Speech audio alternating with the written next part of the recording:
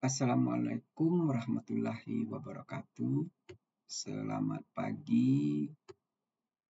Kita lanjutkan pembahasan mata kuliah biofarmaseutik tentang obat-obat parenteral atau obat-obat suntik pada bagian kedua.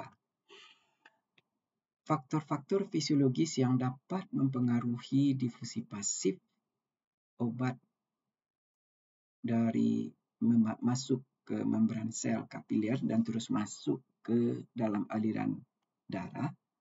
Yang pertama adalah tempat obat disuntikan. Yang kedua, pergerakan otot.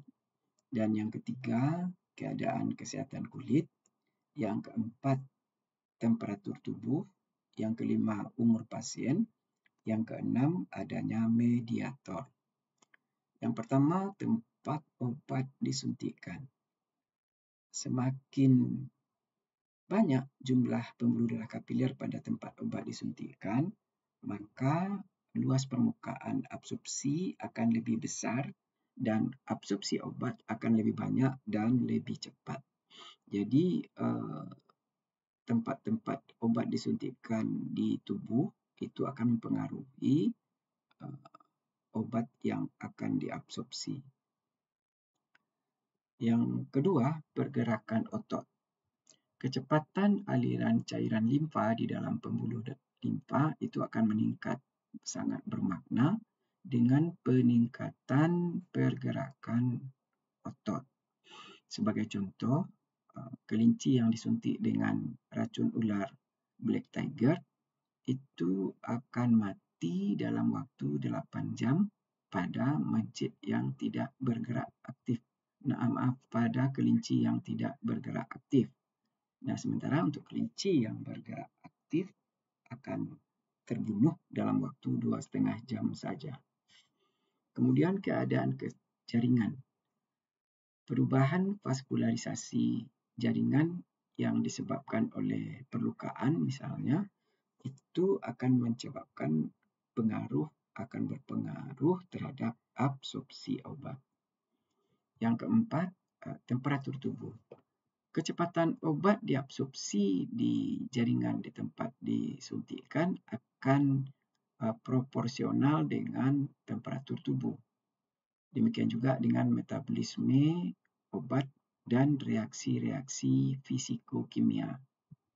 Sebagai contoh, apabila suhu di luar tubuh lebih dingin, maka akan terjadi vasokonstriksi perifer, penyempitan pembuluh darah di perifer.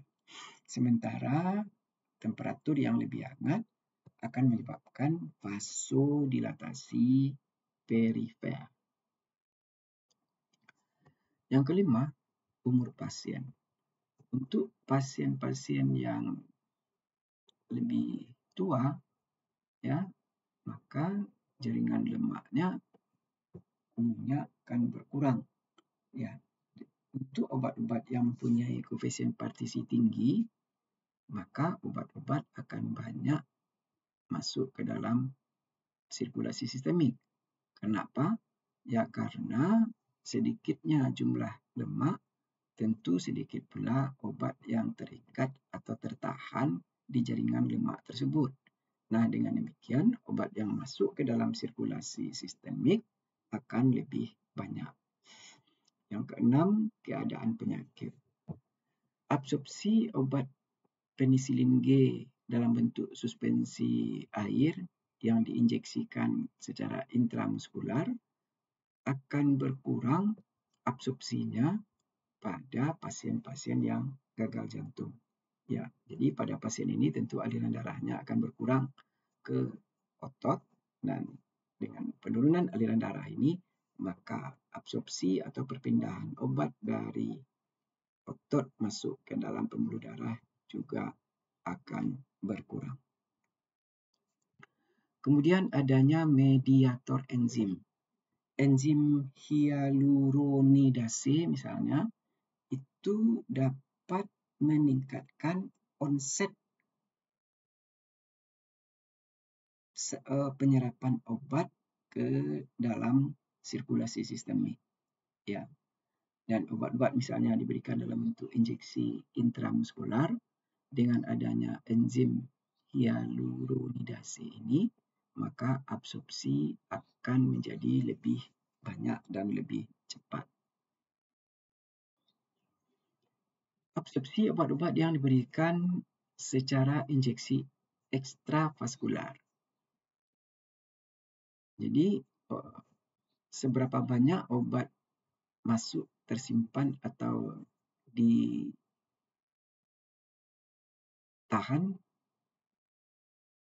di dalam jaringan bergantung kepada formulasi.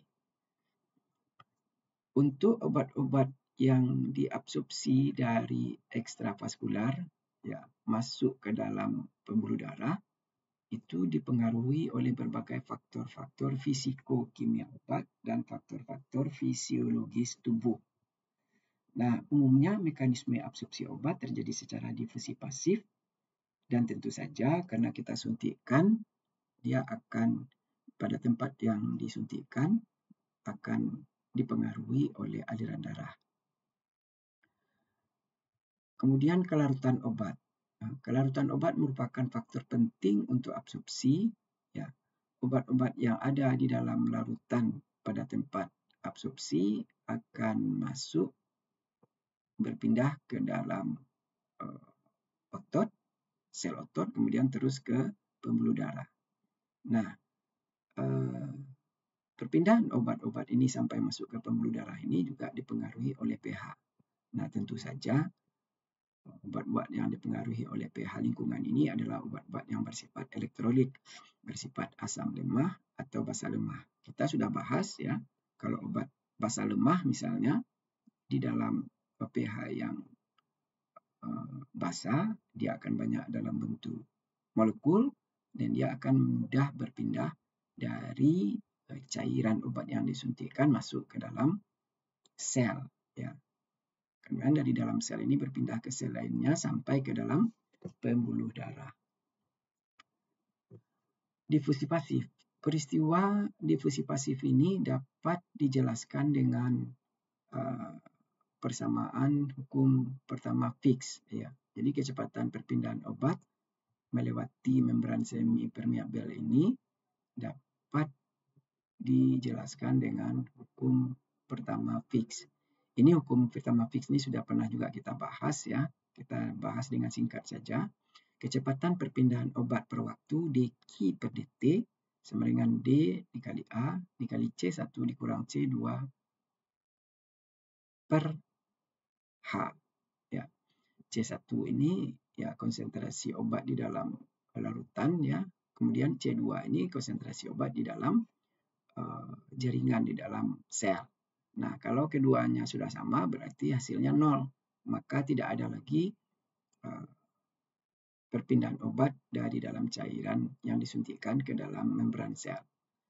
Kemudian per H, tebal lapisan tempat obat disuntikkan itu akan berpengaruh terhadap perpindahan obat. Ya, makin tebal jaringannya tentu obat akan lebih susah masuk ke dalam pembuluh darah. Jadi berbanding terbalik ya dengan H. Ya. Koefisien partisi. Ya, koefisien partisi ini perbandingan antara obat yang ada di dalam pelarut yang tidak bercampur dengan pelarut lainnya. Jadi biasanya pernah kita jelaskan juga antara pelarut yang bersifat lemak, misalnya digunakan oktanol, kemudian pelarut air. Nah, jumlah obat yang banyak di dalam pelarut lemak itu menunjukkan koefisien partisi yang besar. Nah, untuk koefisien partisi yang besar ini, dia obat-obat itu akan mudah berpindah dari fase air berupa larutan di tempat kita obat disuntikkan masuk ke dalam membran. Ya, semakin tinggi koefisien partisinya, semakin larut lemak, dia semakin mudah menembus membran, terus berpindah ke sel yang lainnya sampai nanti ke dalam pembuluh darah. Ya, koefisien partisi yang besar ini menunjukkan kecepatan difusi yang lebih besar. Ionisasi. Ya, seperti yang saya jelaskan tadi, obat-obat yang dalam bentuk elektrolit ya, yang bisa berupa asam lemak atau basa lemak, maka bentuk tidak terionisasinya dan bentuk terionisasinya akan mempengaruhi perpindahan obat dari dalam cairan ke dalam membran sel.